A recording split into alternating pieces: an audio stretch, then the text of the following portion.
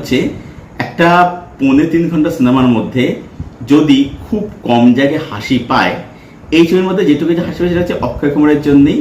বিষয়টা হচ্ছে যে ছবিটার মধ্যে কিছু তো জিনিসপত্র টিকিয়ে হবে, এটা তো মানে সামঞ্জস্য থাকবে।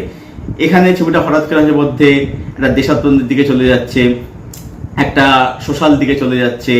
একই কথা বলতে ফরিদা জলের ক্ষেত্র, তার কথাও কিছু বোঝা যায় না। হ্যাঁ, এবার বলতে তার ক্যারেক্টার সেরকম দেওয়া হয়েছে, এবার আরে দর্শক তো বুঝবে তার কথা, গ্রামবাসীদেরকে দর্শক বুঝে, তার কথা কেউ বুঝতে চায় সে অ্যাকচুয়ালি কি বলতে চাইছে, কিচ্ছু বুঝতে পারছে। ट्रेलर खत्म, पैसा हजार। হ্যালো এভরিওয়ান, আমি সৌভিক। Welcome to সিনেগানি। কথা বলবো এই ভিডিওর মধ্যে ওয়েলকাম টু দ্য জঙ্গল ছবিটাকে নিয়ে কথা বলবো। ছবিটা আমি দেখে আসলাম সত্যরচিন্তা থেকে। তো ছবিটা কিরকম হলো, ট্রেলার টিজার দেখে আপনারা গল্প সম্পর্কে যা অনুমান করেছিলেন ওটাই হচ্ছে গল্প। বাকি আপনি জানতে হলে অ্যাকচুয়ালি সত্যি বাকি আর কিছুই নেই। মানে তারপর যদি জানার ইচ্ছা থাকে তাহলে আপনি ছবিটা আপনার নিকটবর্তী থেকে দেখতে পারেন, যদি আপনার সময় এবং টাকার কোনো মূল্য না থাকে। তো দেখুন, ব্যাপারটা হচ্ছে যে আমি যখন ছবিটা দেখতে যাই, আমি আমার যে ব্রেন, আমার যে মস্তিষ্ক, আমার যে লজিক্যাল মাইন্ড, সেটা আমি বাড়িতে রেখেই দেখতে গেছিলাম। কারণ আমি জানি যে ছবিটা কি আমাদেরকে অফার করছে, প্রমিস করছে যে এটা একটা ব্রেনলেস মাইন্ডলেস একটা কমেডি, যেটা দেখতে গেলে ওই বোদ্ধা মাইন্ডে দেখতে গেলে কিন্তু হবে না। ঠিক আছে, এর মধ্যে লজিক এসব খুঁজতে গেলে হবে না। তবে সেভাবে ছবিটা দেখতে যাই। বিষয়টা হচ্ছে একটা 3.5 ঘন্টা সিনেমার মধ্যে যদি খুব কম জায়গায় হাসি পায়, এই ছবির মধ্যে যেটুকু যে হাসি পায় সেটা হচ্ছে অক্ষয় কুমারের জন্যই। ছবিটার মধ্যে কিছু হোমাজ আছে, ট্রিবিউট কিছু রয়েছে, সেগুলো দেখতে আপনার মজা লাগবে। যেমন অক্ষয় কুমার রবীন্দ্র টন্ডন জুটি, বা একসময়ের OG action star Akshay Kumar শুনেছি তার একটা স্ক্রিন একসাথে অ্যাকশন করছে। তো এইগুলো দেখতে মজা লাগবে, এবং কিছু মানে জিনিসের স্কুপ, কিছু জিনিসের হোমাজ ট্রিবিউট দেখতে এগুলো মজা লাগবে। কিন্তু বিষয়টা হচ্ছে যে এই ছবিটার মধ্যে অরিজিনালিটি কোথায়? ছবিটা ম্যাক্সিমাম ক্ষেত্রেই যে অ্যাক্টররা যা কিছু করেছে সেটাকে হোমাজ দেওয়া, ট্রিবিউট দেওয়া। কোন অ্যাক্টর কোন একটা সিন করে খুব লেজেন্ড হয়েছে, ফেমাস এই সিনটা, যেটা এখনো মিম হয়, মানে খুব পপুলার একটা সিনটাকে রিক্রিয়েট করা, তার একটা স্কুপ তৈরি করা, তাহলে সেই ছবিটা তার রয়েছে নাকি? তাহলে নতুনত্ব বলতে কিছু নেই।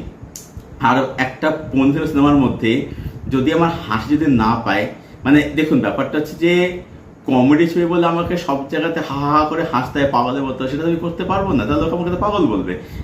মানে জোর করে হাসানোর প্রচেষ্টা, লাইন্স বোকাখালি, এগুলো কি লাইন? মানে তু বাস কর, তু রিক্সা কর। আর কমেডির নামে এই যে মানে বডি শেমিং করা, কমেডির নামে এই যে double meaning joke, vulgar joke crack করে, যেহেতু ভালগার জোক করে নেই, ডবল মিনিং জোক আছে কিছু।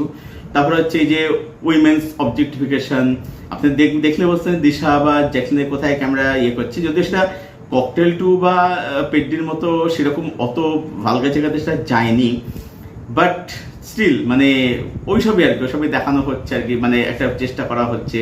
তারপর ছবিটার না মানে রাইটিং এর কোনো মাপদণ্ড নেই। ঠিক আছে, আমি জানি যে আমি এই ছবির মধ্যে কোনো ডেপথ খুঁজতে আমি যাইনি, কিন্তু বিষয়টা হচ্ছে যে ছবিটার মধ্যে কিছু তো জিনিসপত্র টিকিয়ে হবে, এটা তো মানে সামঞ্জস্য থাকবে।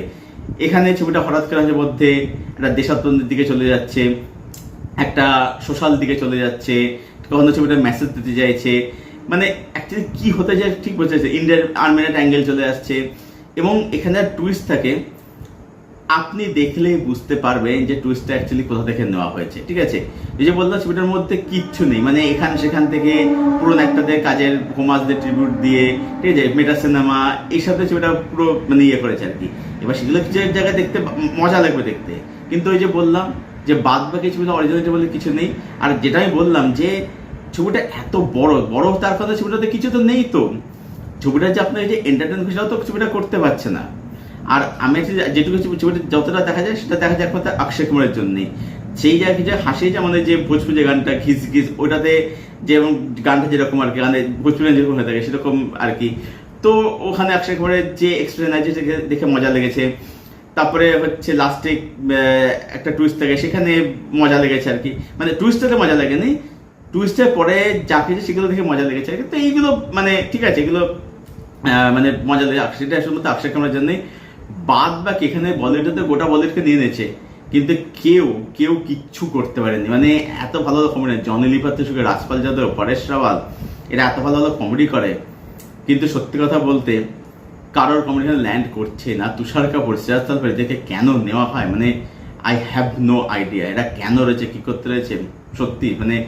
এবং এখানে উদয় ভাই মাঝে রিপ্লেস করেছে আশাদা সুনীল শেঠি, কিন্তু ওয়েলকামের মধ্যে নানা পাটেকর এবং অনিল কাপুর যে পারফরমেন্স দিয়েছিল, যেরকম তারা করেছিল, মানে তারা ছবিটাকে একটা আলাদাই মানে জান দিয়ে দিয়েছিল আর কি, মানে জান ঢেলে দিয়েছিল। সেইটা এখানে আপনি একদম পাবেন না, কারণ তারা সেরকম কিছু করতে পারেও নি এবং তাদের করার কোনো তাগিদ ছিল না। কারণ দেখুন, ডিরেক্টর হচ্ছে আহমেদ খান এবং সে মানে যেরকম সব মানে লেজেন্ডারি ছবি বানিয়েছে, মানে কি বলবো, তার থেকে আপনি কি এক্সপেক্ট করতে পারেন আর কি। আর সব থেকে বলবো এখানে বিরক্তি লেগেছে হচ্ছে দালার মেহেন্দিকে। ভাই দালার মেহেন্দি মানে এই যে বলে না একটা কথা হিন্দিতে, ভাড়ে কা টাট্টু, দালার মেহেন্দি ঠিক তাই, ভাড়ে কা টাট্টু। মানে তার মুখে কোনো ডায়ালগ নেই, খুব কম ডায়ালগ। একদিকে ভালো যে তাকে খুব কম ডায়ালগ দিয়েছে, সেটা মুখ খুলছে। মানে এই ছবিটা যারা আপনারা দেখেছেন, একদিন আপনাকে আমাকে কমেন্ট করে বলবেন যে দালার মেহেন্দির কথা আপনি বুঝতে পেরেছেন, মানে কি বলছে, মানে কোনো শান্তি অশান্তি চমচমট করতে রতি, মানে এটা কি, মানে মানে কি এবং কেন আর কি, মানে এটা কি।